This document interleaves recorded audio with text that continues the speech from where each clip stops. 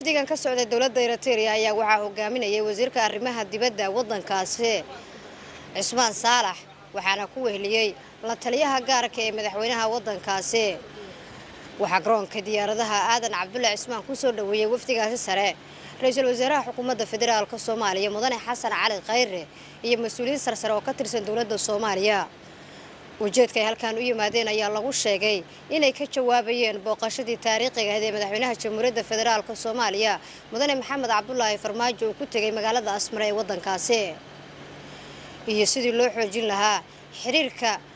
ka dhaxeeya labada dawladood madaxweynaha Jamhuuriyadda Federaalka Soomaaliya ayaa ku tagay magaalada Asmara ee waddanka Eritrea booqasho taariikhi ah taasi oo lagu gogol xaarayay xiriir taariikhi ah oo dhexmara Soomaaliya iyo Eritrea uu madaxweynuhu ku tagay dalka Eritrea socdaalkaas oo ay aad u soo dhaweeyeen ayay goosteen in dhaqso uga soo jawaabaan wuxuu muhiimadda xambaarsan yahay waxa weeye in la xoojiyo xiriirka labada dal ee walaalaha ka dhaxeeya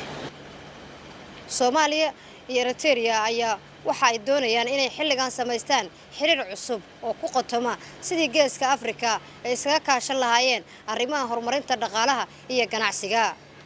waa markii ugu horeysay ee wafdi ka socda dawladda Eritrea oo heerkan gaarsiisan ay yimaadaan magaalada Muqdisho